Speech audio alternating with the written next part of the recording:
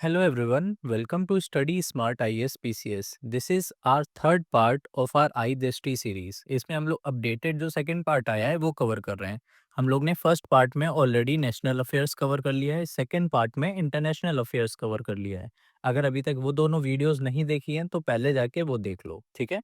आज हम लोग इकोनॉमिक अफेयर्स कंप्लीट कर लेंगे. बिल्कुल छोटा सा पार्ट है, जल्दी से कवर कर लेंगे. और इसी के वीडियो के एंड में जो हम लोग की जुलाई तक की पहली पार्ट थी आई दृष्टि का वो भी इसी में मर्ज कर देंगे ताकि आपकी पूरी एक ही वीडियो में पूरा कंप्लीट हो जाए। और कुछ लोगों का कमेंट आ रहा था कि कुछ न्यूज़ डिफरेंट हैं, है ना? मतलब जो पार्ट 1 में थी और इसमें वो थोड़ी-सी डिफरेंट है। तो उसकी टेंशन बिल्कुल मत लो, हम लोग बिल्कुल ध्यान से सारी चीज़ें अच्छे से करवा देंगे। लाइक जो भी हम लोग की अगर पार्ट 1 में कुछ नई न्यूज़ भी हैं, है ना? तो वो भी हम लोग कवर कर रहे हैं इस सीरीज़ में। होगा कच कुछ ऐसा बाद में मिलता है कि पार्ट 1 में अलग था, पार्ट 2 में अपडेट होके कुछ ऐसा कुछ आया है सेम न्यूज़, तो वो जो हम लोग नोट्स देंगे, है ना? जितने भी हम लोग पढ़ा रहे हैं, जितनी भी इम्पोर्टेंट चीज़ें हैं ना, उसके आपको नोट्स मिल जाएँगे हमारे टेलीग्राम चैनल पर, तो वहाँ से कवर कर लेना, ठीक है? तो आप इस बात की बिल्कुल मत टेंशन लो कि हमारा पूरा कवर हो रहा है या नहीं, ठीक है? चलो स्टार्ट करते हैं। सबसे पहले देखो एक ये नया इनकम टैक्स एक्ट आया है, तो इसमें ऐसा याद करने वाली चीज़ें ज़्यादा नहीं है। एक तो क्या याद रखना है ये कौन से इफ़ेक्ट मतलब कौन-सी डेट से इसका ये लागू होगा। तो ये 1 अप्रैल मतलब जो नया फाइनेंशियल ईयर होगा ना, ये नया फाइनेंशियल ईयर ईयर कब से स्टार्ट होता है? 1 अप्रैल से होता है। 1 अप्रैल से 31 मार्च तक। तो 2026 में ये स्टार्ट होगा। एक तो ये याद रखना है। दूसरा इसको प्रेसिडेंट के असेंट कब मिला था इस बिल को एसेंट कब मिला 21 अगस्त 2025 को, तो एक ही डेट याद रखना, इस टाइप की डेट ये लोग अब पूछने लगे हैं, ठीक है? अच्छा ये जो एक्ट आया है, तो इसने किसको रिप्लेस किया है? तो हमारा पहले इनकम टैक्स एक्ट 1961 हुआ करता था, उसको जाके अब ये चेंज करके इनकम टैक्स एक्ट 2025 हो गया है, तो कितने साल बाद हो गया? ऑलमोस्ट 65 ईयर्स हो गए हैं इसको, ठीक है? चलो, नेक्स्ट हम लोग देखते हैं। अच्छा, इसी में एक ये टीडीएस वाला प्रोविज़न भी आया है ना? इसमें क्या है कि अगर जो भी ट्रांज़ैक्शन अगर 50,000 प्लस है, तो उसमें 1% टीडीएस कटेगा, ओके? तो एक ये चीज़ याद रखना कि 1% टीडीएस कटेगा, इंट्रोड्यूस किया गया है किस पे? जो भी आपकी ट्रांज़ैक्शन 50,000 से ऊपर की होगी। एज़ सच उसके अलावा इसमें कुछ याद नहीं रखना है। फिर एक ये जीएसटी काउंसिल की मीटिंग हुई थी, इसमें क्या याद रखना है कि इसमें जो इंश्योरेंस पॉलिसीज़ होती हैं जितनी भी, उन सबको जीएसटी से exempt कर दिया गया है। फिर चाहे वो इंडिविजुअल हो, है ना? इंडिविजुअल लाइफ इंश्योरेंस भी हो सकता है, टर्म लाइफ इंश्योरेंस भी हो सकता है या तो फैमिली वाला इंश्योरेंस भी हो सकता है। तो किसी भी तरह का इंश्योरेंस हो, सभी को जीएसटी से exempt कर दिया गया है, ठीक है? ये देखो यहाँ पे लिखा है इंडिविजुअल हेल्थ भी और लाइफ इंश्योरेंस भी, टर्म लाइफ इंश्योरेंस जिसको हम लोग बोलते हैं। और इसमें क्या है, पहले हमारे पास 4 टियर के टैक्स रेट होते थे, है ना? अब इनको सिंपल टैक्स कर दिया है। सिंपल टैक्स में सिर्फ 2 रेट के स्लैब्स आएँगे। कौन-कौन से? 18% और एक 15%, ओके? पहले हमारा 28% भी हुआ करता था और 12% भी हुआ करता था। तो इन दोनों को हटा के सिर्फ अब 2 बचे हैं, 18% और 5%। इसी को ही हम लोग सिंपल टैक्स बोल रहे हैं, ओके? चलो, अच्छा इसकी डेट कब है? कब से ये स्टार्ट हुआ है? 22 सितंबर, ये भी याद रखना 22 सितंबर। चलो, ये देखो वहाँ पे लिखा है ना। नेक्स्ट देखते हैं SDG national indicator framework progress report, है ना? इसको किसने निकाला है सबसे पहले तो यही याद कर लो। Ministry of statistics and programme implementation, MoSPI जिसको बोलते हैं, उसी ने ये निकाला है ना? अब इसमें क्या याद रखना है देखो, इसमें याद रखने वाली चीज़ क्या है कि एक तो ये स्टैटिस्टिक्स डे कब मनाया जाता है ना? तो स्टैटिस्टिक्स डे कब होता है? 29 जून को। ठीक है? 29 जून को हो गया हमारा स्टैटिस्टिक्स डे। फिर ये रिपोर्ट किसने निकाली? मॉस्पी ने निकाली। और क्या इसमें याद रखना है? देखो, इनके हिसाब से इसी रिपोर्ट के हिसाब से जो जीवीए होता है, ग्रॉस वैल्यू एडिशन पर वर्कर, वो बढ़कर कितना हो गया है 2024-25 में 94,110। पहले 2015 के आसपास ये 60,000 के आसपास होता था। तो वहाँ से बढ़ के 94,110 हो गया है। ओके? तो एक चीज़ तो ये याद हो गई कि जीवीए कितना हो गया पर वर्कर 94,110। दूसरी चीज़ रिन्यूएबल एनर्जी का क्या शेयर है? तो 24 में 25 में 22.13% हो गया है ना? रिन्यूएबल एनर्जी का शेयर 22.13% हो गया। फिर फीमेल टू मेल रेशियो कितना है? LFPR में, LFPR क्या होता है, लेबर फोर्स पार्टिसिपेशन रेट, तो उसमें फीमेल टू मेल रेशियो कितना है, तो वो हो गया है 0.54। पहले 0.43 होता था, ये याद नहीं रखना है, अब कितना है सिर्फ वो याद रख लो, 0.54 है। अच्छा, लेबर फोर्स पार्टिसिपेशन रेट कितना है ये भी याद कर लो, तो ये है हमारा 64.8%। तो इसमें हमने चार चीज़ें याद करी, एक तो जीवीए कितना 94,110, फिर रिन्यूएबल एनर्जी का शेयर कितना है 22.13%, फीमेल टू मेल रेशियो कितना है एलएफपीआर में 0.54, और एलएफपीआर है कितना 64.8%। ठीक है, ये सब किस में बताया गया था, SDG national indicator framework progress report, कौन निकालता है, मॉस्पी। ओके, चलो नेक्स्ट देखते हैं, एसएनपी अपने अपने जो इंडिया की जो रेटिंग है वो ट्रिपल बी कर दी है। पहले क्या थी, पहले थी ट्रिपल बी माइनस, है ना, तो ट्रिपल बी माइनस से अपग्रेड करके अब ट्रिपल बी कर दी है ना। बेसिकली एसएनपी हो गया, फिंच हो गया, ये सब रेटिंग्स देते हैं अलग अलग इकोनॉमी की अकॉर्डिंग टू देयर स्टेबिलिटी। ठीक है, अच्छा ये इंपॉर्टेंट क्यों है, क्योंकि 18 साल में पहली बार इन्होंने अपग्रेड किया है, अभी 18 साल से हमारी यहीं पे थी, है ना, तो 18 साल में पहली बार अपग्रेड हुई है, तो अब हो गई है हमारी ट्रिपल बी। ये देखो, ऐसी देखो फिच, है ना, ये जो भी बताया था इनके हिसाब से अभी भी वही है ट्रिपल बी माइनस। मूडी भी निकालता है रेटिंग, इनके हिसाब से BAA3 है ना। तो बस ये सिंपल सी चीज़ याद रखो कि एसएनपी ने अपग्रेड करके ट्रिपल बी कर दी है, फिंच में अभी अभी वही है ट्रिपल बी माइनस, और मूडी के हिसाब से BAA3। ठीक है, चलो फिर देखो मॉनेटरी पॉलिसी स्टेटमेंट, है ना, इनके हिसाब से जो रेपो रेट था वो अनचेंज्ड है, अभी भी 5.5% पे ही है, और हमको पता है इससे 25 पॉइंट नीचे, 25 बेस पॉइंट बोलते हैं ना जिसको, मतलब कितना हो गया 0.25%, है ना, मतलब हाँ यही हुआ। तो इसके 25 पॉइंट नीचे होता है हमारा एचडीएफ, और 25 पॉइंट ऊपर होता है एमएसएफ एंड बैंक रेट। ठीक है, मतलब 5.5% ये क्या है, ये है हमारा रेपो रेट। इससे 25 पॉइंट नीचे मतलब 5.25% यहाँ पे है हमारा एचडीएफ, और 25% ऊपर, 25% नहीं 0.25% इसमें ऐड कर दोगे तो हो जाएगा 5.75%, ये है हमारा एमएसएफ एंड बैंक रेट। ठीक है, तो ये तीनों चीज़ याद रखनी है, रेपो रेट, एचडीएफ और एमएसएफ कितना कितना है, अनचेंज्ड है। ठीक है, फिर देखो और इसमें क्या बताया गया कि जो हमारी रियल जीडीपी ग्रोथ है ना, रियल जीडीपी ग्रोथ रेट क्या है, 6.5% है। कैट कितना है, कैट क्या होता है, करंट अकाउंट डेफिसिट, वो है हमारा 0.6% ऑफ जीडीपी। ये कुछ नंबर्स हैं याद रखने पड़ेंगे, है ना, थोड़ा फैक्चुअल एग्जाम है यूपीपीसीएस, तो कुछ चीज़ें याद रखनी पड़ेंगी। तो एक तो हो गया ये, है ना, रेपो रेट वगैरह, दूसरे हो गया रियल जीडीपी ग्रोथ कितना है 6.5%, कैट कितना है 0.6% ऑफ जीडीपी। अच्छा, मर्केंडाइज ट्रेड कितना है ना, तो मर्केंडाइज ट्रेड है हमारा 67.26 बिलियन, किसमें, Q1 में, 2025 के Q1 में 67.26 बिलियन है। और फॉरेन एक्सचेंज रिजर्व कितना है अपना, तो वो है 693.62 यूएस डॉलर्स। ठीक है, यूएसडी मतलब यूएस डॉलर, 693.62 क्या है, ये 693.62 बिलियन है। ठीक है, बिलियन में है ये, ट्रिलियन में नहीं है, याद रखना, ट्रिलियन तो हो ही नहीं सकता है ना, इतनी तो अपनी इकोनॉमी भी नहीं है, तो ये है बिलियन में फॉरेन एक्सचेंज रिजर्व। नेक्स्ट देखते हैं और क्या है, इसमें सब्सटेंशियल रेट को भी बढ़ाया गया है ना, सब्सटेंशियल रेट पहले 5 लाख हुआ करता था, अब वो 2 करोड़ हो गया है। ठीक है, फिर मैक्सिमम कंटिन्यूएशन टेन्योर और डायरेक्टर ये भी बढ़ा दिया गया है, पहले 8 इयर्स होता था, है ना, मतलब ये है इसका कि डायरेक्टर पहले, अगर डायरेक्टर का कोई टर्म होगा कितने साल के लिए डायरेक्टर है, तो वो कंटिन्यूअस 8 साल के लिए रह सकता था, है ना, बट अब इसको बढ़ा के 10 इयर्स कर दिया गया है।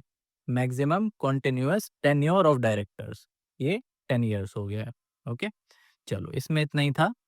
फिर देखो बैंकिंग लॉज, है ना, अच्छा ये बैंकिंग लॉज का ही पार्ट था, चलो कोई बात नहीं, हम लोग ने पहले ही पढ़ लिया। तो बैंकिंग लॉज अमेंडमेंट हुए हैं, है ना, उसमें बेसिकली यही है कि अलग अलग जो बहुत सारे बैंक से रिलेटेड लॉज हैं, जैसे कि reserve bank of India act हो गया, बैंकिंग रेगुलेशन एक्ट हो गया, एसबीआई एक्ट हो गया, बैंकिंग कंपनीज एक्ट हो गया, है ना, तो ये सब याद नहीं रखना है कि किस किस में चेंज हुआ है ना, बस यही याद रखना था जो दो चीज़ें बताई हैं, एक तो सब्सटेंशियल रेट 5 लाख से 2 करोड़ हो गया है, और इनका डायरेक्टर का कंटिन्यूअस टेन्योर 10 ईयर्स हो सकता है अब। ओके, बाकी ये सब अपने काम की चीज़ नहीं है, इरीडा बॉन्ड वगैरह।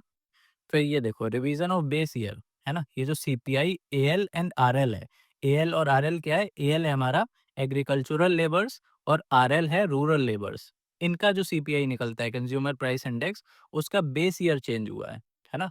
तो बेस ईयर पहले क्या था? पहले था 1986-87, अब इसको चेंज करके 2019 कर दिया है। तो ये इम्पोर्टेंट न्यूज़ है, इसको याद कर लेना बस। पहले कितना था 86, अब कितना हो गया 2019, बस। बाकी इसमें और कुछ काम की चीज़ नहीं है। बाकी ये है कि ये सीपीआई निकालता कौन है ना? तो ये सीपीआई तो हमको पता ही है, ministry of labour and employment निकालती है। ओके। फिर देखो, ये एक चीज़ है north eastern reason district sustainable development goal SDG index report, है ना? मतलब बेसिकली एक ही रिपोर्ट आती है एसडीजी इंडेक्स, जैसे अपने पूरे इंडिया की भी निकलती है एक एसडीजी इंडिया रिपोर्ट, है ना? तो उसमें सारे स्टेट्स की रैंकिंग दी जाती है, बट इसमें सिर्फ जो नॉर्थ ईस्टर्न रीजन के स्टेट्स हैं सिर्फ उनको दी जाती है। ओके। तो उसी का ये सेकेंड एडिशन है ना? पिछले साल ही ये स्टार्ट हुई थी, तो इसका सेकेंड एडिशन है। निकालता कौन है? नीति आयोग। एसडीजी से काम से रिलेटेड, मतलब एसडीजी से रिलेटेड जितने भी काम होते हैं वो तो ज़्यादातर सब नीति आयोग ही करता है, तो ये तो ईज़ी है। किसके कोलैबोरेशन में निकाला है? ये याद रखने वाली चीज़ है। नीति आयोग ने कोलैबोरेशन किया है किसके साथ? एक तो मिनिस्ट्री ऑफ डोनर, डोनर क्या है? Development of north eastern region, और इसके साथ इसको टेक्निकल सपोर्ट दे रहा है UNDP, united nation development programme. वो 3 लोगों ने मिलकर निकाला है, NITI Aayog, ministry of DoNER और यूएनडीपी। ठीक है? किसके लिए है? नॉर्थ ईस्टर्न रीजन्स के लिए है। वहाँ पे सस्टेनेबिलिटी के लिए इनको रैंकिंग दी जाती है। ओके। अब देखो रैंकिंग डिस्ट्रिक्ट के हिसाब से यहाँ पे दी जाती है। इनके हिसाब से जो लोएस्ट स्कोरिंग डिस्ट्रिक्ट है वो है लोंगडिंग, अरुणाचल प्रदेश। ये चीज़ याद रख लेना। मतलब लोएस्ट जो रैंक है वो इसकी है, लोंगडिंग अरुणाचल प्रदेश में आता है, और हाईएस्ट है नहाथियाल, जो भी इसका प्रोनाउंसिएशन हो, मिज़ोरम में बात है ये, ठीक है? ये देखो सबसे हाईएस्ट रैंकिंग है नहाथियाल, इनके रैंक 1 है और स्कोर है 81.43, ठीक है? तो ये एक बार बस नाम पढ़ लेना, याद हो जाए तो अच्छी बात है, नहीं तो ठीक है, मतलब इतना कुछ इम्पोर्टेंट नहीं है। लोंगडिंग हो गया, ये लोएस्ट है, और हाईएस्ट है नाथियाल, ठीक है? सारे डिस्ट्रिक्ट हैं जितने भी इसमें मिज़ोरम, सिक्किम और त्रिपुरा के हैं, ये सब फ्रंट रनर स्टेटस के हैं, ठीक है?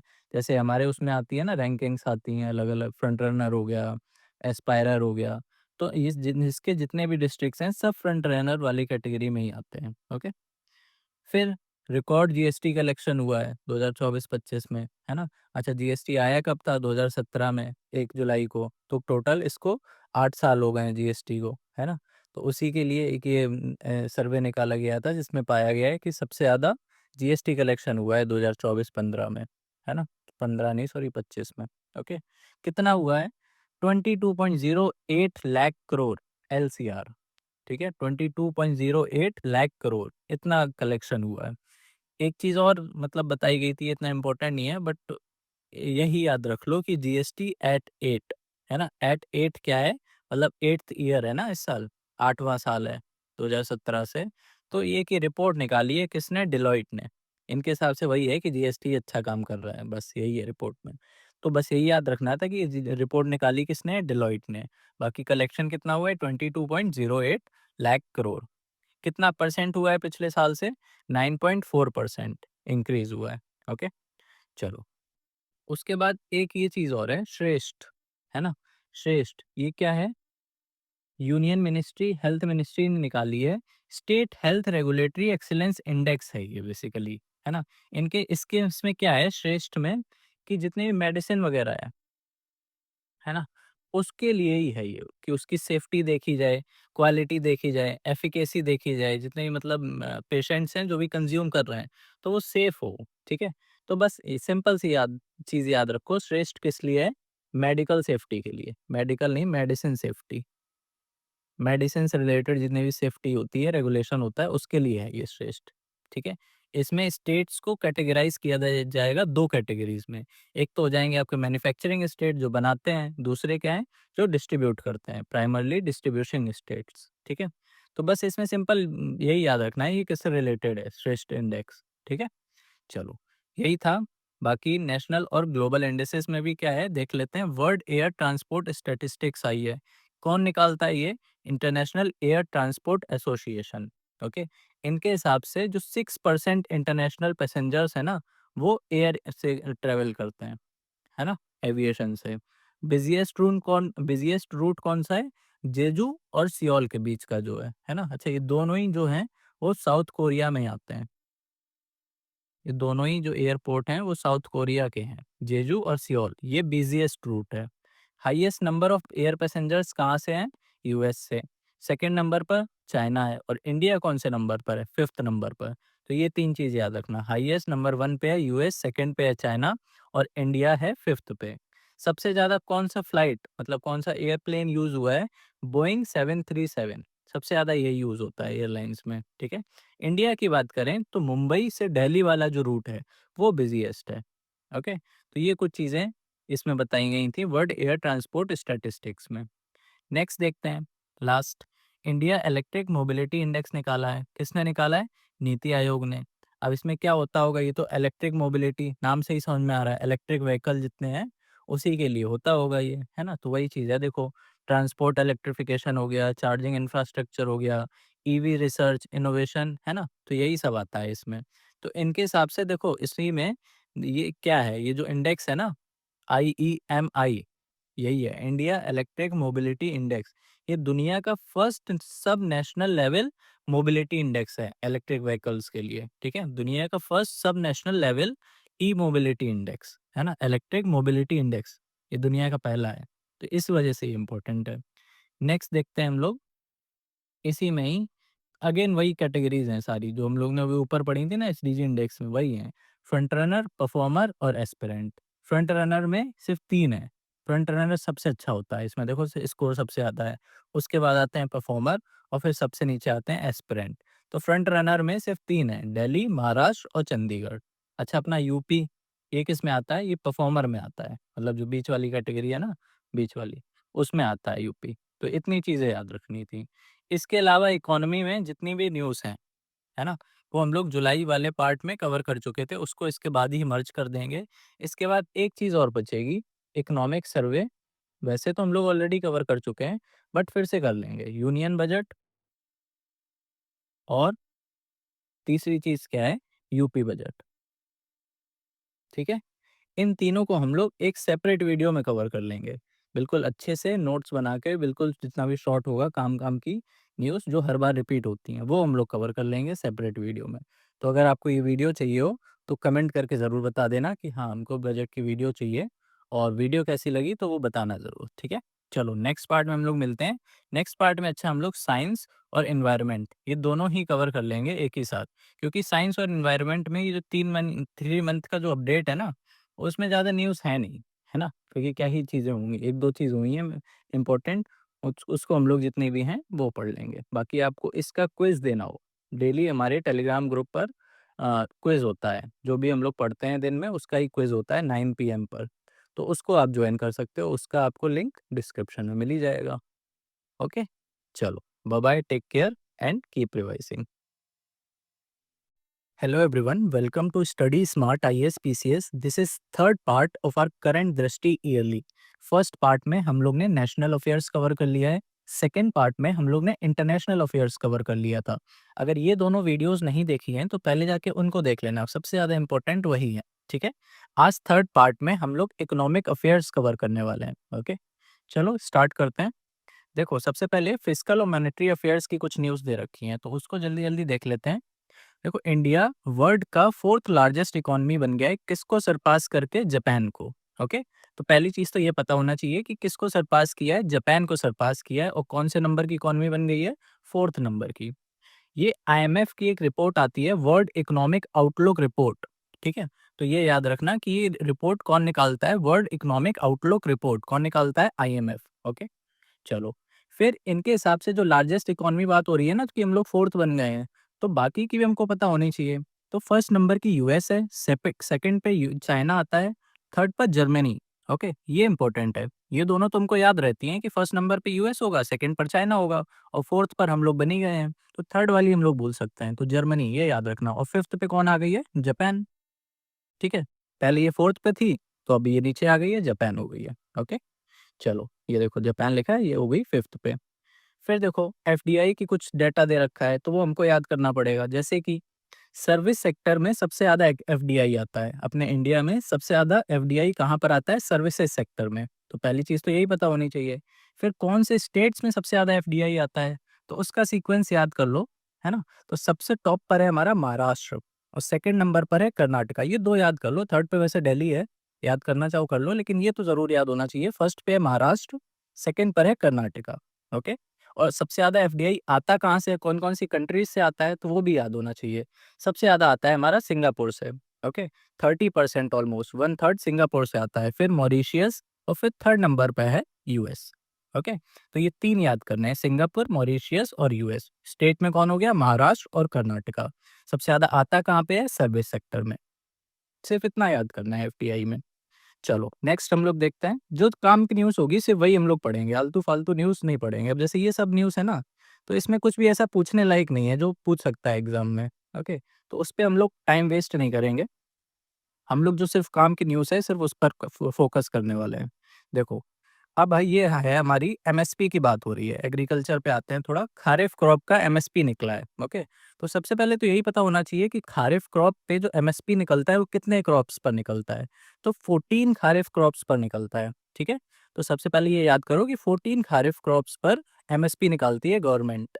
अब ये निकालती कौन है? मतलब गवर्नमेंट की तरफ से एक कमिटी है, cabinet committee on economic affairs, CCEA, CCEA ऐसे याद कर लो। ये निकालती है एमएसपी, अनाउंस करती है ये, ओके? और इसको चेयर कौन करते हैं? हमारे प्राइम मिनिस्टर, ये भी पता होना चाहिए। अच्छा, अब इसमें सबसे ज़्यादा देख लेते हैं कि ये जो 14 क्रॉप्स है, इसमें सबसे ज़्यादा इंक्रीज़ किसमें आया है? पिछले साल के अगेंस्ट, मतलब पिछले साल के कंपैरिज़न में सबसे ज़्यादा इंक्रीज़ किसमें हुआ है एमएसपी में? तो सबसे ज़्यादा इंक्रीज़ हुआ है रागी में, ये भी पता होना चाहिए। ये भी पूछ सकता है कि सबसे ज़्यादा इंक्रीज़ किसमें हुआ है? तो वो रागी में हुआ है, ठीक है? और एमएसपी सबसे ज़्यादा किसमें है? एक चीज़ ये याद कर लो, सिर्फ़ 2 चीज़ इसमें याद रखो कि सबसे ज़्यादा इंक्रीज़ किसमें है और सबसे ज़्यादा एमएसपी किसमें मिलता है। तो सबसे ज़्यादा इंक्रीज़ तो हमें याद हो गया रागी में, और सबसे ज़्यादा होता है हमारा सीसमम, है ना?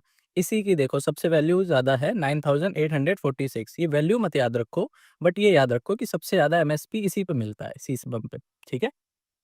चलो, वैसे ही कुछ हस्बेंड्री का डाटा देख लेते हैं, एनिमल हस्बेंड्री का, ओके? तो सबसे पहले तो यही याद कर लो कि मिनिस्ट्री, ये जो मिनिस्टर है ना, union minister, ministry of fisheries के, animal fisheries, animal and husbandry and dairying, ठीक है? तो ये कौन है? ऐसे पोर्टफोलियो वाइज़ भी कभी-कभी क्वेश्चन आ जाते हैं, ये अलग से भी याद कर लेना। सारे जितने भी पोर्टफोलियो मेन-मेन हैं, कैबिनेट वाले तो ज़रूर ही याद कर लेना। तो ये कौन है? ये है राजीव रंजन सिंह। इनका नाम पहले तो याद रखो कि ये कौन है? मिनिस्ट्री ऑफ फिशरीज़ एंड मतलब एनिमल वाली जो मिनिस्ट्री होती है, ऐसे याद कर लो, राजीव रंजन सिंह, ठीक है?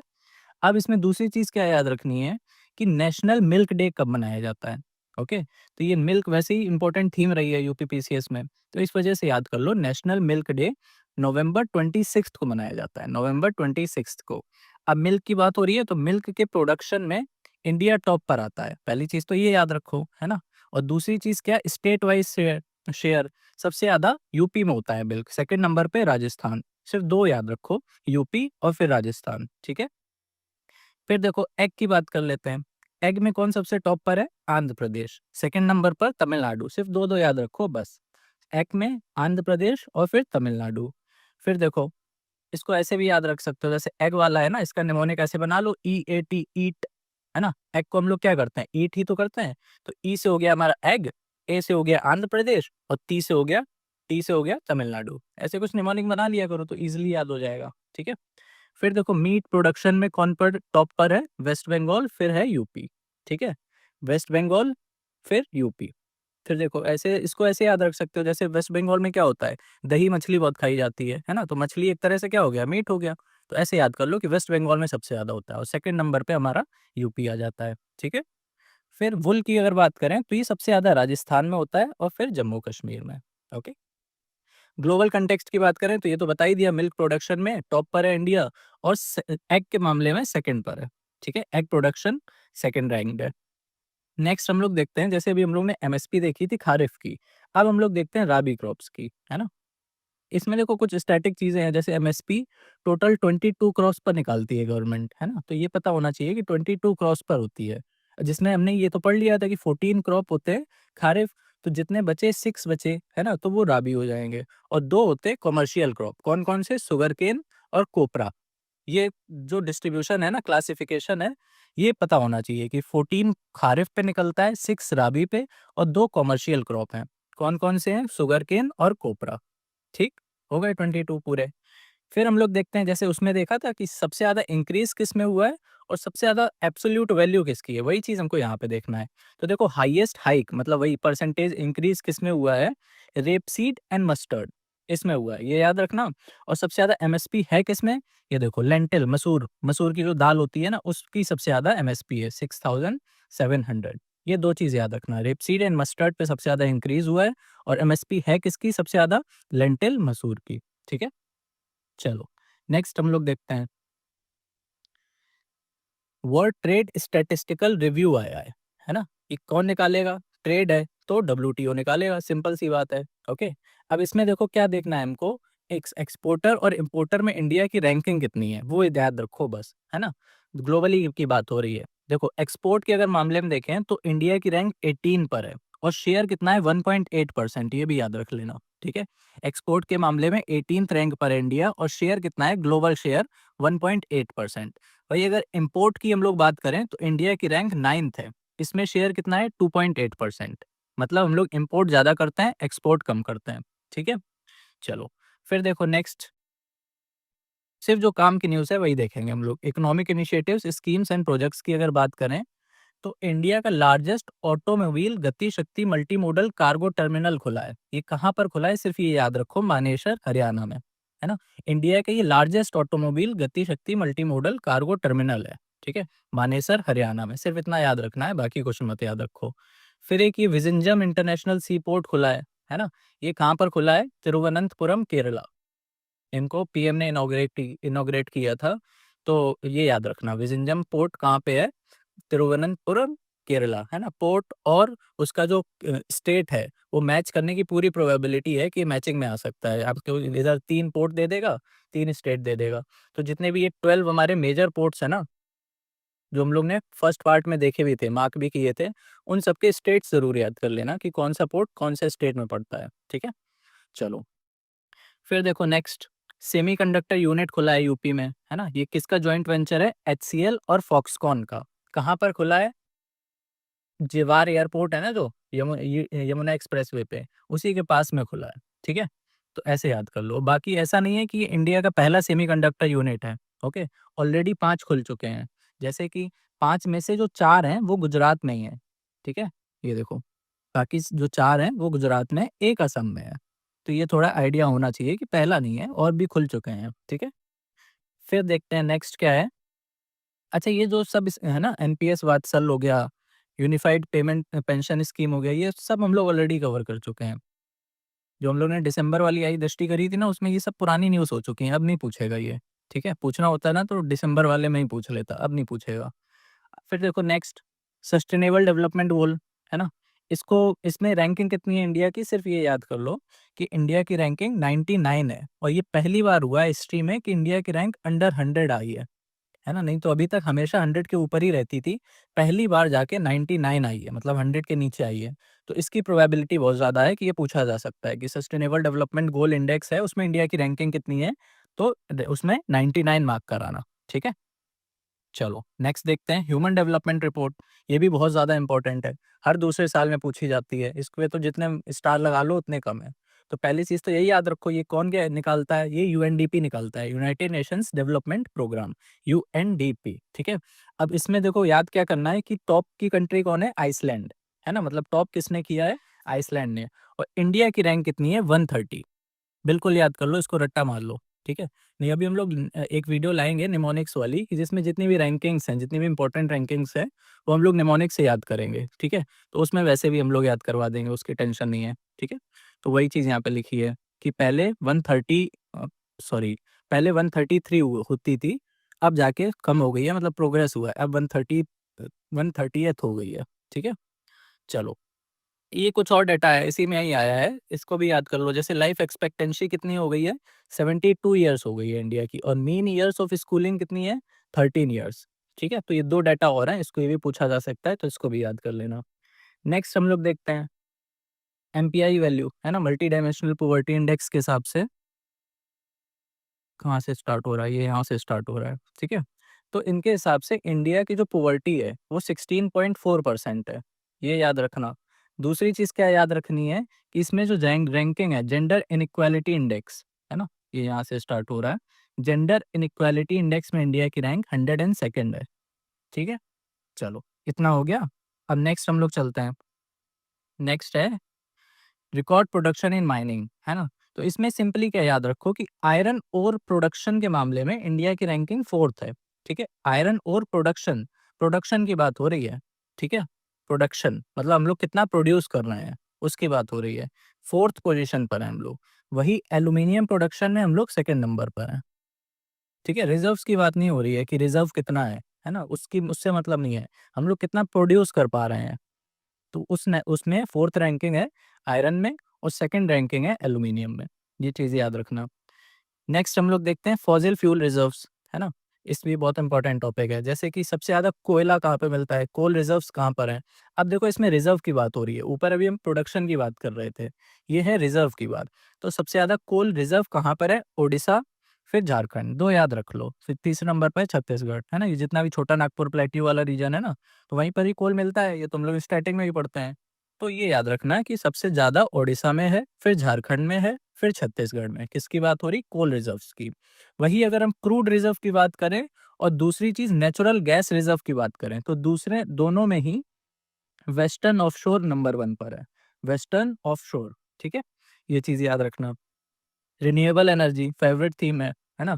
तो इसमें क्या याद रखना है, इसमें ये याद रखना है कि सबसे ज़्यादा शेयर किसका है रिन्यूएबल एनर्जी में। तो सबसे ज़्यादा हम जो रिन्यूएबल एनर्जी प्रोड्यूस करते हैं वो विंड एनर्जी से करते हैं, ठीक है। एक क्रोनोलॉजी इसमें याद रखना, ये सब डाटा मत याद रखना, है ना, इसकी ज़रूरत नहीं पड़ेगी। विंड एनर्जी से हम लोग सबसे ज़्यादा करते हैं, फिर सोलर एनर्जी से करते हैं और 3rd नंबर पर लार्ज हाइड्रो जो होता है ना, लार्ज हाइड्रो प्रोजेक्ट्स, उनसे प्रोड्यूस करते हैं। तो विंड हो गया, सोलर हो गया और फिर लार्ज हाइड्रो हो गया। ओके। अगर स्टेट वाइज हम लोग बात करें तो सबसे ज़्यादा रिन्यूएबल एनर्जी राजस्थान में प्रोड्यूस होती है। राजस्थान में क्यों होती है, क्योंकि यहीं पे सबसे ज़्यादा विंड एनर्जी होती है, ठीक है। और 2nd नंबर पे फिर महाराष्ट्र है, फिर गुजरात है। तो ये याद रखना, ठीक है।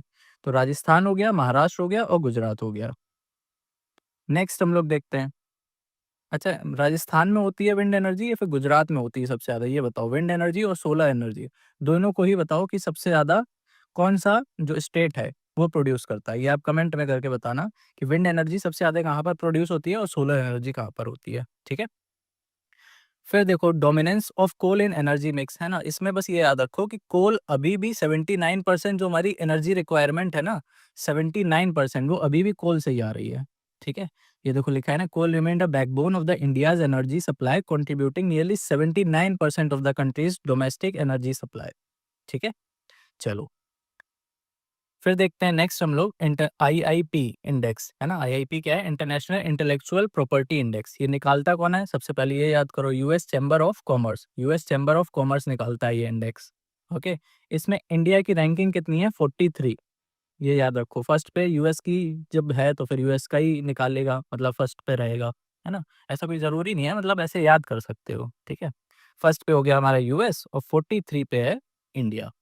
चलो नेक्स्ट देखो, 6th round of India's remittance service, है ना। अब ये देखो रेमिटांसेस की कुछ बात कर लेते हैं। ये जो सर्वे है वो निकाला है किसने, आरबीआई निकाला निकाला है, ठीक है। और सबसे ज़्यादा हमारे पास जो रेमिटांस आता है वो कौन-सी कंट्री से आता है, तो यूएस से आता है और 2nd नंबर पे है यूएई। ये याद कर लो, आरबीआई निकालता है ये सर्वे और इसके हिसाब से यूएस सबसे ज़्यादा रेमिटांस हमारे यहाँ आता है यूएस से और 2nd नंबर पर यूएई से आता है, दुबई से, ठीक है। दुबई से नहीं, यूनाइटेड अरब एमिरेट से। स्टेट वाइज़ अगर हम लोग देख लें कि सबसे ज़्यादा स्टेट कौन-सी स्टेट में आता है एफडीआई, तो महाराष्ट्र में देखो सबसे ज़्यादा आता है, फिर 2nd नंबर पर केरला, ओके। और इन दोनों में डिफरेंस बहुत ज़्यादा नहीं है, देखो 20.5% है और यहाँ पे 19.7% है, मतलब ऑलमोस्ट बराबरी है दोनों का, महाराष्ट्र का और केरला का। लेकिन अगर 3rd नंबर की बात करें तो वो आता है तमिलनाडु में और उसका शेयर देखो 10.4%, मतलब इन दोनों से काफ़ी कम है, ठीक है। तो इन दोनों में ज़्यादा टक्कर रहती है, महाराष्ट्र में और केरला में, ये याद रखना। नेक्स्ट चलते हैं, एम्प्लॉयमेंट एंड सोशल आउटलुक, है ना। World employment and social outlook, ये पीवाईक्यू है। क्या पूछा गया था कि कौन सी ऑर्गेनाइजेशन निकालती है, तो इंटरनेशनल लेबर ऑर्गेनाइजेशन। इसमें सिर्फ यही याद रखना है और कुछ ज़्यादा याद नहीं रखना है, ठीक है। फिर ये लीड्स, है ना, इसको कौन सी मिनिस्ट्री के अंडर में आता है ये याद रखो, ministry of commerce and industry. जैसे लीड्स लिख के आ गया, तो फिर अगर ये आपको ये नहीं पता है कि लीड्स क्या है, तो फिर आप गेस नहीं कर पाओगे कि ministry of commerce and industry निकालती होगी। ओके, तो लीड्स का फुल फॉर्म याद रखो, logistic ease across different states, है ना। अगर पूरा ना भी याद रहे तो सिर्फ इतना याद रखो, एल से लॉजिस्टिक्स होता है, ठीक है। अगर लॉजिस्टिक याद आ गया तो फिर याद आ जाएगा कि ये कॉमर्स वाली मिनिस्ट्री होगी। ओके, चलो नेक्स्ट देखो। अच्छा, इसमें जो रैंकिंग निकलती है ना लीड्स में, उसमें अलग-अलग वो होते हैं, बैंड्स होते हैं, जैसे अचीवर होता है, फास्ट मूवर्स होता है और एस्पायरर्स होता है, ठीक है?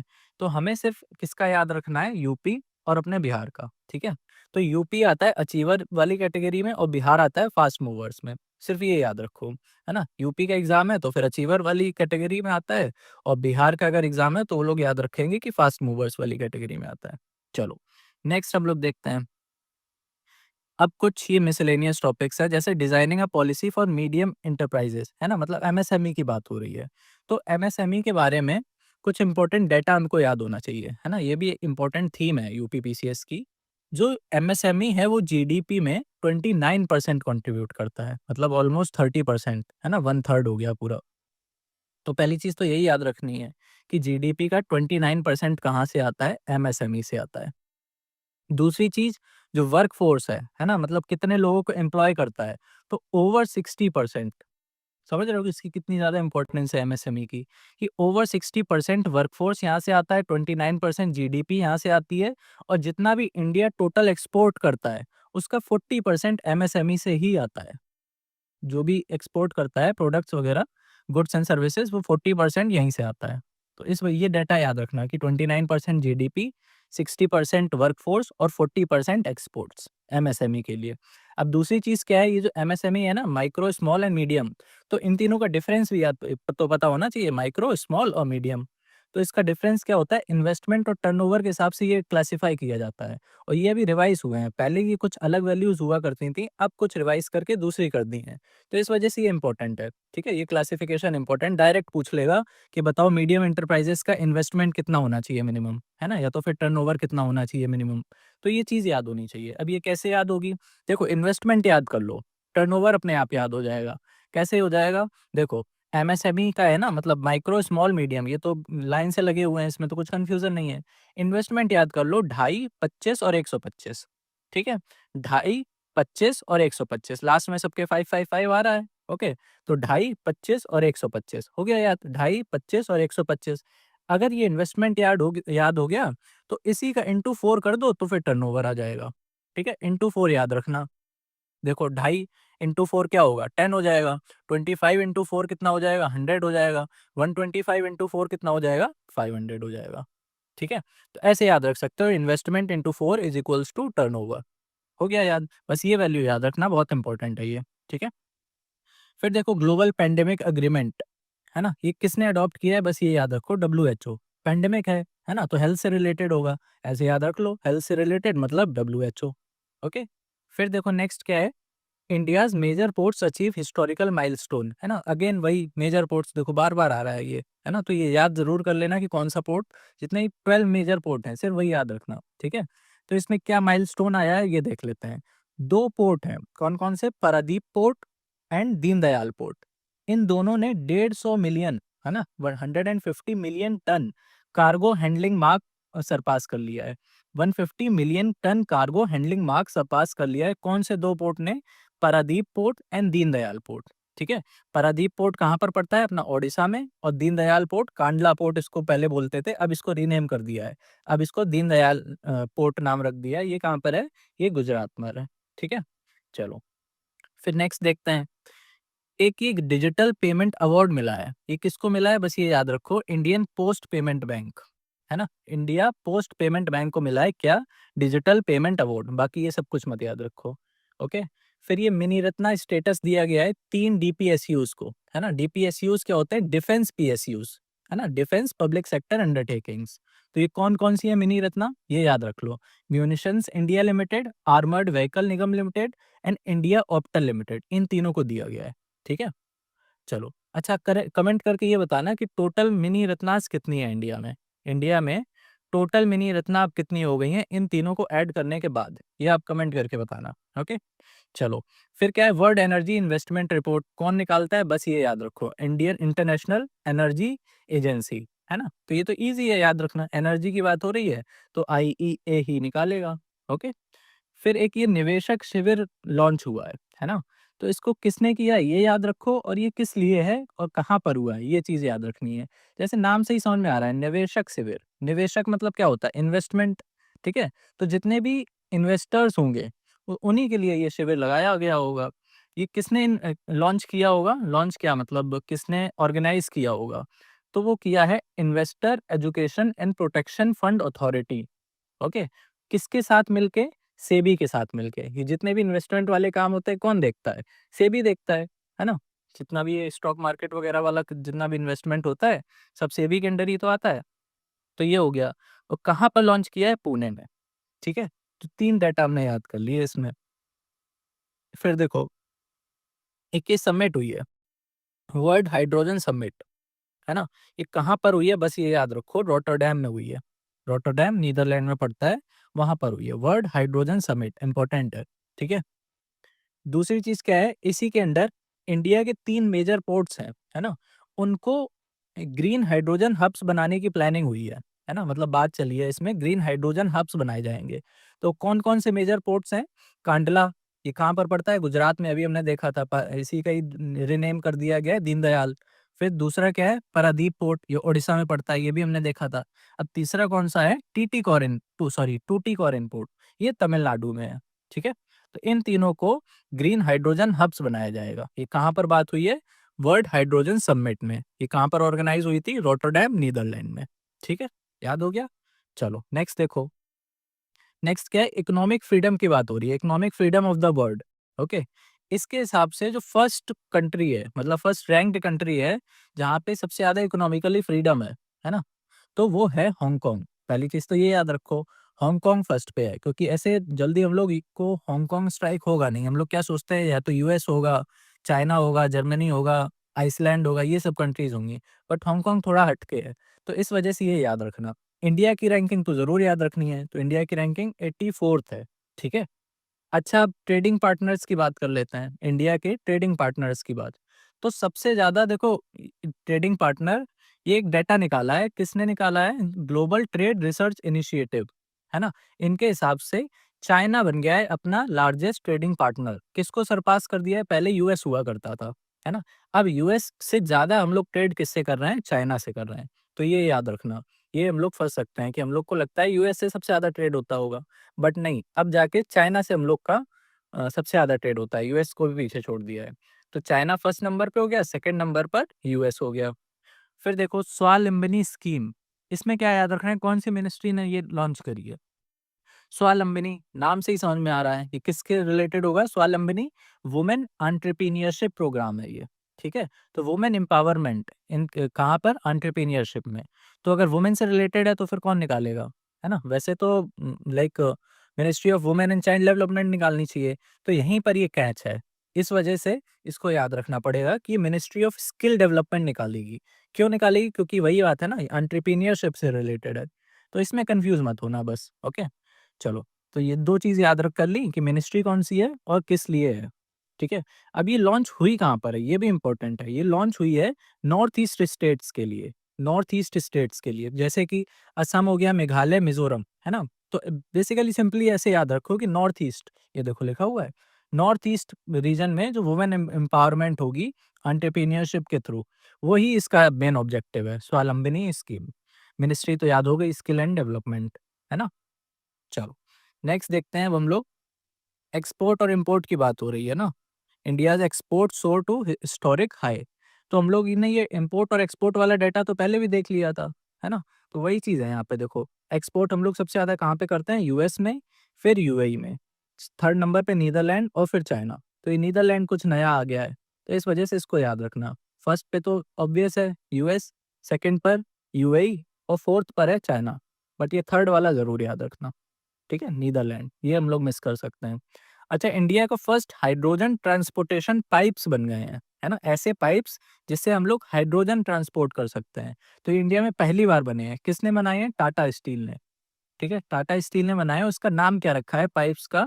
API X65 pipes. ठीक है, नाम याद रखो ना रखो, ये जरूर याद रख लेना कि टाटा स्टील ने बनाया है ना। हाइड्रोजन क्योंकि थीम है इस वजह से याद रखनी है। वैसे तो ये प्राइवेट चीजें वैसे इंपॉर्टेंट होती नहीं है, बट क्योंकि हाइड्रोजन है इस वजह से याद कर लो, टाटा स्टील ने बनाया है। ठीक है, फिर देखो टर्मेरिक बोर्ड बहुत ज्यादा इंपॉर्टेंट है ना, न्यूज में भी है। ये किसके अंडर में आएगा? कौन सी मिनिस्ट्री के अंडर आएगा? Ministry of commerce and industry. ठीक है, पहली चीज ये याद रखनी है। दूसरी चीज, ये बोर्ड कहाँ पर बनेगा, मतलब इसका हेडक्वार्टर कहाँ पर होगा? निजामाबाद तेलंगाना। ठीक है, Nizamabad Telangana. National turmeric board, हल्दी। ठीक है, तो ये दो चीज याद रखनी, कौन सी मिनिस्ट्री के अंडर आएगा और कहाँ पर इसका हेडक्वार्टर होगा? निजामाबाद तेलंगाना। अच्छा, इसकी बात करें अगर टर्मेरिक की, तो इंडिया सबसे बड़ा प्रोड्यूसर भी है, कंज्यूमर भी है और एक्सपोर्टर भी है। ठीक है, दुनिया का सब 70% शेयर किसके यहाँ है? अपने इंडिया में ही है प्रोडक्शन का। ठीक है, तो ऐसे याद कर लो कि टर्मेरिक में सारे मामलों में हम ही लोग टॉप पर है, इंडिया। ठीक है, प्रोड्यूसर में भी, कंज्यूमर में भी और एक्सपोर्टर में भी। फिर एक चीज ये है, अन्न चक्र एंड स्कैन। स्कैन का पहले फुल फॉर्म देख लो क्या है? Subsidy claim application for NFSA. NFSA क्या है? National food security act. ठीक है, तो बेसिकली ये पब्लिक डिस्ट्रीब्यूशन सिस्टम जो पीडीएस होता है ना, उससे रिलेटेड है, उसमें रिफॉर्म्स लाने के लिए। क्योंकि अभी हमको पता है ये जो पीडीएस है इसमें बहुत सारी वो है, कमियां हैं, है ना, जैसे कि लीकेज वगैरह होता है काफी, इसमें डाइवर्ट हो जाते हैं फूड ग्रेन्स, है ना, और ट्रांसपोर्टेशन करने में जैसे फूड ग्रेन्स होते हैं तो उसमें काफ़ी सारा वेस्टेज भी हो जाता है। ओके, क्योंकि पेरिशेबल गुड्स होते हैं, तो इसमें काफ़ी सारी अभी दिक्कतें हैं पीडीएस में। तो उसी में ही रिफॉर्म लाने के लिए दो चीज़ लॉन्च हुई है, अन्न चक्र और स्कैन। ठीक है, इसमें बेसिकली क्या होगा अन्न चक्र वगैरह में, कि जो ट्रांसपोर्टेशन होगा इसमें फूड वगैरह, तो उसके लिए ऑप्टिमल चीज़ें, है ना, ऑप्टिमल सप्लाई चेन क्रिएट की जाएगी कि आप इस रोड से ले जाओ, इस पाथ से ले जाओ, है ना, ये व्हीकल यूज करो, इस टाइप की चीजें इतने टेम्परेचर पे रखो ताकि कम से कम वेस्टेज हो और कम से कम लीकेज हो सके पीडीएस की। ठीक है, तो बस ये नाम याद कर लो कि अन्न चक्र और स्कैन ये किससे रिलेटेड है? ये पीडीएस में रिफॉर्म्स के लिए है बस। ठीक है, फिर देखो नेक्स्ट देखते हैं, international year of cooperatives declare किया है ना, यूएनजीए ने, यूएन जनरल असेंबली ने 2025 को international year of cooperatives declare किया है। इसकी थीम भी याद कर लेना, cooperatives build a better world. ये दो चीजें याद रखनी है। ठीक है, फिर देखो नेक्स्ट है इंडियाज फिशरीज सेक्टर की। अगर हम बात करें तो ग्लोबली हम लोग सेकंड नंबर पे आते हैं, फिश प्रोडक्शन में हम लोग सेकंड नंबर पर आते हैं। और एक चीज सबसे ज्यादा इंपॉर्टेंट इसमें क्या है कि इनलैंड फिशरीज वो 75% कंट्रीब्यूट करता है। वैसे हम लोग सोच सकते हैं कि जो क्या होगा कि जो ओशंस वगैरह में फिशरीज होती होगी वो ज्यादा होती होगी क्योंकि मछलियां तो वहीं पे मिलेंगी, बट ऐसा नहीं है, है ना। यहाँ पे स्टेटमेंट में हम लोग फंस सकते हैं, इनलैंड फिशरीज में ज्यादा कंट्रीब्यूशन है, 75% इनलैंड का ही है, तो ये चीज़ याद रखने वाली है। दूसरा, कहाँ-कहाँ पर प्रोडक्शन होती है स्टेट वाइज़ देखें, तो आंध्र प्रदेश में सबसे ज़्यादा, फिर वेस्ट बंगाल और फिर कर्नाटका, तो ये सीक्वेंस याद रखना, ठीक है? चलो नेक्स्ट देखते हैं। नेक्स्ट क्या है? इंडस फूड 2025, है ना? इंडस फूड 2025, ये क्या है? बेसिकली ये ट्रेड शो है ना? फूड एंड बेवरेजेस का ट्रेड शो है, इंडस फूड। ये कहाँ पर हुआ है? बस ये याद रखो, ये अपने ग्रेटर नोएडा में हुआ है, इस वजह से इंपॉर्टेंट है, ठीक है? गौतम बुद्ध नगर में। फिर नेक्स्ट क्या है? टैक्स डिवोल्यूशन की अगर हम बात करें, ठीक है? तो इसमें क्या याद रखना है? टैक्स डिवोल्यूशन जो होता है सेंट्रल गवर्नमेंट की तरफ से, उसमें सबसे ज़्यादा किसको मिला है लोकेशन? यूपी को मिला है। इस वजह से ये चीज़ इंपॉर्टेंट हो जाती है ना? और ये इसका डाटा भी याद रख लेना, क्योंकि अपने यूपी का है, इस वजह से इसको डाटा याद कर लेना कि जो टैक्स डिवोल्यूशन आया है इस बार सेंट्रल की तरफ से, वो कितना आया है? 31,000। इतना ही याद रख लो, बाकी तो एग्जैक्ट तो नहीं पूछेगा, और पूछेगा तो अलग-अलग, उसमें अलग-अलग होगा, ठीक है? तो 31,000 के आसपास है, 31,000 करोड़। ओके, चलो नेक्स्ट हम लोग देखते हैं, फिर क्या है? हिंडल्को, है ना? इन्होंने क्या किया है, मतलब हिंडल्को ने इंटरनेशनल कॉपर एसोसिएशन ज्वाइन कर लिया है, ठीक है? तो इसको कैसे पूछ सकते हैं कि अभी रिसेंटली कौन-सी ऐसी कंपनी है जिसने इंटरनेशनल कॉपर एसोसिएशन ज्वाइन किया है? वैसे तो बहुत कम लाइकली है कि ये पूछे, बट एक आइडिया होना चाहिए, है ना? इन केस अगर पूछ ही लिया, तो आइडिया होना चाहिए। दूसरी चीज़ क्या है कि अगर मार्केट इवैल्यूएशन की बात करें, है ना? तो सबसे ज़्यादा वैल्यूएबल कंपनी कौन-सी है? एनवीडिया। पहले एप्पल हुआ करती थी, अब जाके एप्पल को सरपास कर लिया है एनवीडिया ने। ये ऑलमोस्ट 5 ट्रिलियन इनका जो वो है मार्केट वैल्यूएशन वो 4 ट्रिलियन पहुंच गया है। ठीक है, किसका? एनवीडिया का। तो ये याद रखना, सबसे ज़्यादा वैल्यूएबल कंपनी कौन सी हो गई है मार्केट इवैल्यूएशन के हिसाब से? एनवीडिया। और सेकंड पर है हमारी एप्पल। ठीक है, चलो फिर देखते हैं India second largest smartphone market, है ना? तो ये तो बहुत पहले से ही न्यूज़ चलती आ रही है कि इंडिया जो है स्मार्टफोन मार्केट के मामले में सेकंड नंबर पर है। फर्स्ट में कौन है? चाइना। ठीक है, तो बस यही याद रखना है कि फर्स्ट पर है चाइना, सेकंड पर है इंडिया स्मार्टफोन मार्केट के मामले में। फिर ये न्यूज़ पुरानी हो गई है बट इम्पोर्टेंट है। म्यूल हंटर डॉट एआई ये किसने लॉन्च किया है? आरबीआई ने। ये हम लोग ने पिछली बार भी करा था, इंडस्ट्री जब कवर करी थी तब किया था, है ना? तो म्यूल हंटर डॉट एआई ये किसका है? आरबीआई ने लॉन्च किया है। ये क्या है? ये एक तरह से जो डिजिटल फ्रॉड होते हैं ना, तो उनमें जो बैंक अकाउंट्स बनते हैं, जो फेक बैंक अकाउंट्स बनते हैं ना, जिनके थ्रू फ्रॉड किया जाता है, उसी को ही बोला जाता है म्यूल, है ना? म्यूल बैंक्स बोला जाता है उन्हीं को। तो उसी के अगेंस्ट ये कैंपेन लॉन्च किया गया है म्यूल हंटर डॉट एआई। ठीक है? किसने किया है बस ये याद रखो, आरबीआई, और किसके लिए है? डिजिटल फ्रॉड्स के लिए। ठीक है? चलो नेक्स्ट देखते हैं हम लोग पीएम ई ड्राइव स्कीम, है ना? बस इसमें क्या याद रखना है? इसका ऑब्जेक्टिव याद रखना है। ई ड्राइव, है ना? ड्राइव से क्या समझ में आता है? कार। तो बस ये इसी से याद आ जाएगा कि जो इलेक्ट्रिक कार्स होती हैं, है ना? इलेक्ट्रिक कार्स को अडॉप्ट करने के लिए, मतलब उनको खरीदो सब लोग, उसी के लिए है ये, उसी को एनकरेज करने के लिए ई ड्राइव स्कीम है। अच्छा, एक स्कीम और लॉन्च करी गई थी इलेक्ट्रिक कार्स के लिए, इलेक्ट्रिक व्हीकल्स के लिए, वो भी पता होनी चाहिए, फेम, है ना? ये भी काफ़ी न्यूज़ में रहती है। तो पहले फेम लॉन्च करी थी, अब इसी की एक नई फेम 2.0 ये भी लॉन्च करी है।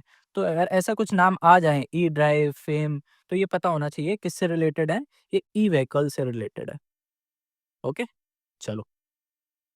नेक्स्ट देखते हैं ग्लोबल स्किल रिपोर्ट किसने निकाली? कोर्सेरा इंस्टीट्यूट, है ना? कोर्सेरा इंस्टीट्यूट ने निकाली है ग्लोबल स्किल रिपोर्ट। इनके हिसाब से इंडिया की जो रैंकिंग है वो 87th है। ओके, और सबसे ज्यादा अगर स्किल रैंकिंग में टॉप पर है तो वो पंजाब है। अगर स्टेट्स में देखा जाए तो टॉप पे कौन है? पंजाब। यूपी की रैंकिंग कितनी है? 13th, ये भी याद होनी चाहिए, और बिहार की 16th। ठीक है, यूपी वाले यूपी की याद रखो, बिहार वाले बिहार की याद रखो। ओके, बाकी टॉप की तो याद रखनी है कि पंजाब है। फिर एचएएल, ये इंडिया की 14th महारत्ना कंपनी बन गई है। ठीक है, HAL became the India's 14th Maharatna company, है ना? अच्छा, महारत्ना कंपनी में क्रोनोलॉजी क्रोनोलॉजी तो नहीं, वो बोल सकते हैं कि जितने भी ये 14 महारत्ना कंपनीज है ना, वो कौन कौन सी स्टेट्स में लोकेटेड है ना? स्टेट, हाँ चलो स्टेट में याद कर लेना, सिटी में मत याद रखो, स्टेट में याद रखो, तो उसकी मैचिंग आ जाती है। कई बार पूछा जा चुका है ये आरओ में भी और यूपी पीसीएस में भी।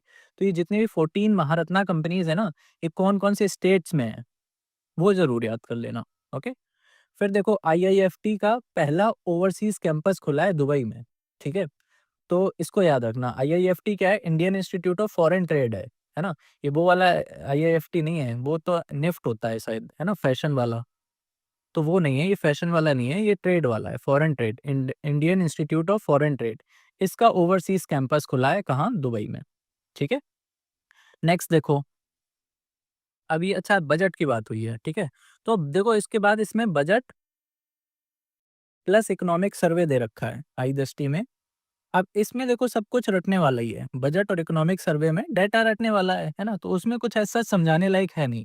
तो इसके लिए हम लोग क्या करेंगे, union budget plus economic survey, इन दोनों के कंपाइल्ड नोट्स, है ना, मिनिमम जितने भी 2-3 पेजेस में आ जाएगा हार्डली, है ना, उससे ज़्यादा नहीं आएगा। तो उसको हम लोग कंपाइल करके अपने टेलीग्राम चैनल पर डाल देंगे, वहाँ से डाउनलोड कर लेना और याद कर लेना जी, बिल्कुल जितना मिनिमम होगा उतना हम लोग करवा देंगे। जहाँ से क्वेश्चंस आते हैं यूनियन बजट से फिक्स क्वेश्चंस होते हैं कि साइज़ कितना है, डेफ़िसिट कितना है ना? किसी मिनिस्ट्री में कितना एलोकेशन हुआ है, स्कीम में कितना एलोकेशन हुआ है, थीम क्या थी? तो इस टाइप की चीज़ें होती हैं, तो वो सब हम लोग नोट्स बना के टेलीग्राम पर डाल देंगे, उससे याद कर लेना, ठीक है? तो इस वजह से टेलीग्राम ज़रूर जॉइन कर लेना, और national affairs plus international affairs के जो नोट्स हैं, वो भी डाल दिए गए हैं टेलीग्राम पर, तो उसको डाउनलोड कर लेना। 11 पेजेज़ में दोनों कंप्लीट है, ठीक है?